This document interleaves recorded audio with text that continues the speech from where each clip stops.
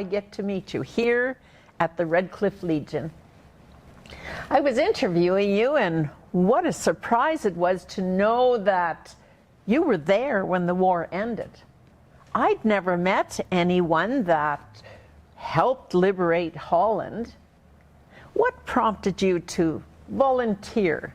I looked at it this way. Our country's at war. Great Britain's at war. If we don't win the war, what kind of a life would we have? I thought, yes, when I reach the age of enlistment where I can get in, I'm going. That was it. I volunteered. How old were you then? 17. You didn't go into the Army right away. I joined the Air Force. I thought, well, it was all right with Dad, but it wasn't all right with Mom. I joined to get overseas and help put Jerry where he belonged. And Jerry is who? Jerry was the Germans. Hitler. We called him Jerry. From there to Curry Barracks. That's where you learned to be a soldier. Rifle, machine gun, grenades, everything that the military needed for infantry. I was infantry, the foot soldier. So from Debert, we went down to Pier 1, Halifax, sailed over in the Ile-de-France. I really enjoyed that trip. That was your first ocean? First ocean trip. Voyage. Yeah. I trained in some of the same area that my dad had in. He was First World War, which I thought was kind of neat. There I was reinforcement, so I was sent to the Canadian Scottish Regiment, which were out of Victoria. They didn't waste much time in sending us into battle. I packed the rifle. Bren Gunner got killed, which was what they always seemed to go after, was the machine gunner. Oh. And Sergeant Murphy, who was out of Drumheller, he said, "You're a pretty husky, Hope." I was 6 foot at the time, and I weighed 180 pounds. Mm-hmm. So he says, "Here's the Bren gun." I says, "I don't want the damn Bren gun. I have this rifle, that's good enough for me." "Hope, pick that Bren gun up." "Yes, sir." It weighed 23 and a half pounds, not 7 pounds. That was one bad thing. The other bad thing was you were the guy they shot at mostly. I got used to it. I used it well. Apparently I must have used it well. They didn't take it away from me. They left me with it. We spent the rest of our time in the front, scrapping with Jerry. Prisoners we would take, we would send them back with the military police. Talking to a lot of them fellas, they did not want to fight. They were just forced into the war on account of Nazism by Hitler. They were pretty happy when they were taken prisoner because they were out of it, back to England, a lot of them to Canada. The worst, though, was Hitler's youth. Kids, 14, 15, 16-year-old, and they were brainwashed. You had to watch them. And the stormtroopers. Stormtroopers was Hitler's elite group. They were tough. Slit trenches. Oh. You dug them, and it didn't take long. You had your partner. My partner was a fellow by the name of Chummy. He was out of BC. When we stopped immediately, our shovels, we packed a small shovel, dig. Don't dig too deep. Just dig far enough that you can get your head underneath. You look at incidents. I mind Chummy and I had dug, and Jerry had a sniper up in the top of a steeple in a church. We look over. Our tank support was a British tank support, and here was a few of them fellas sitting on top of their tank having tea. And I thought, that's the English for you. You gotta stop for my tea.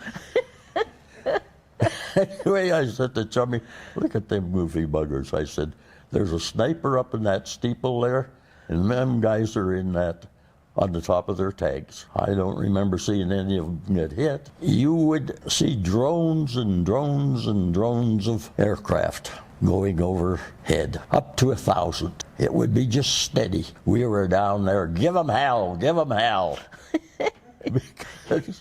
Cheering them on, because Yeah. these were British These were- going to Germany. These were all British. What I felt sorry for was the kids. The poor little devils were hungry, nothing to eat. We always got rations from home, and of course chocolate bars in there. We'd give our chocolate bars to the kids. They didn't even know what chocolate was. They soon learned. They loved the Canadians. The people in themselves, they were very good to the Canadians. They would keep an eye out as to where Jerry was. The people would take us in and give us something to eat. They had nothing to eat themselves. They treated us so well. If you wore the maple leaf, boy, you were welcome in Holland. Americans would even put the maple leaf on. You even go back today. We've been back, and those people, they just love you. We'd have a parade. My God, they'd be out there throwing their arms around you, you know, and just treating a Canadian royal.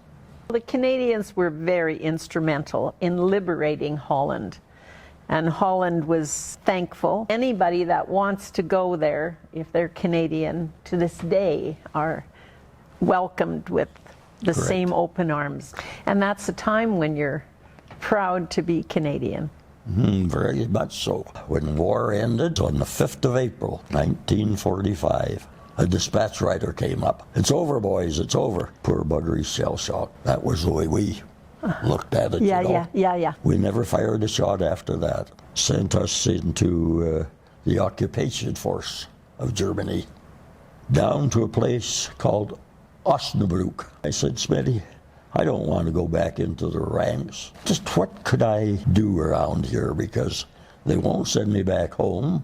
We'll put you out as a scrounger." Now, what's a scrounger? I had my own room there. They gave me coffee, chocolate bars, cigarettes, you name it. A Jeep, and nobody bothered me. I just went out into the country, pulled up to the German housing, traded cigarettes for chickens, ducks, anything that was what we didn't have. I was 11 months there just scrounging. Best job I had in the Army. I was ready to come home, mind you, when they said so, but I wasn't in a rush. Because, hell, I don't think anybody had a better job than I did. Nobody bothered me, not one soul. No orders, just you've got your Jeep, you've got your supplies, go do some trading. It was July 1946, back to Canada. Oh boy. Boarded the train, everywhere we stopped, the people would be there just thank you, thank you, thank you, and giving you something to, you know, chocolates or anything. When I got home, I realized that to begin with, we were young, full of piss and vinegar, so we spent our time getting drunk quite a bit. And when another fellow from Red Cliff would get back from whatever outfit he was in, another party.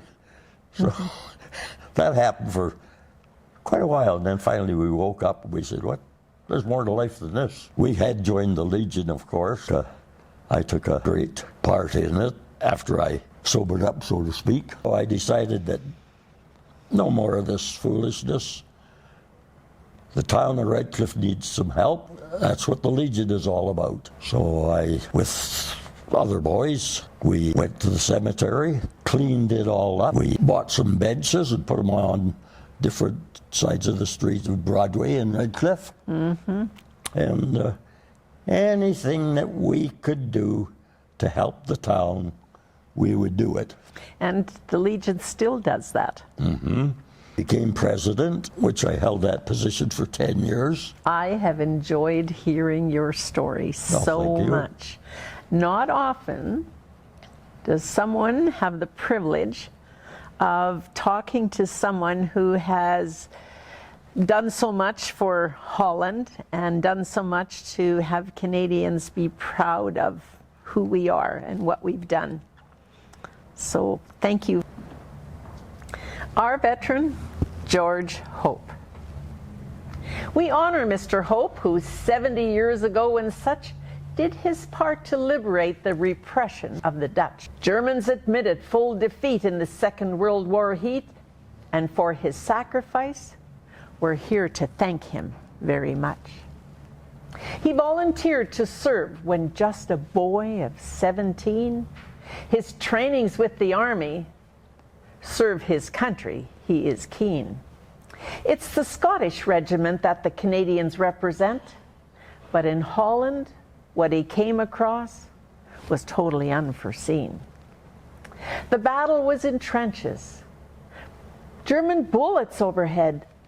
The cigarettes did calm his nerves. He abhorred the sight of dead. Some days 1,000 planes, they were British, bomb campaigns flew over them, were off to German factories, it said. Worst of all, Dutch families, no food, died of starvation. There was no fuel, their homes destroyed, no means of transportation. To work the men were forced, for the enemy, of course, in factories in Germany. What dangerous degradation. Our soldiers, with the children, shared the ration food they got. Though Canadians like George, the Dutch were freed from Nazis' fraught, helped rebuild the country torn, gave them food and clothing warm. Dutch welcome any one of us to show they've not forgot. It's 4 times that this soldier boy back to Holland went, met a gal and saw the place in war where time he'd spent. He doesn't want the stripes. He's the humble type, glad to have been part of stopping Nazis' cruel torment.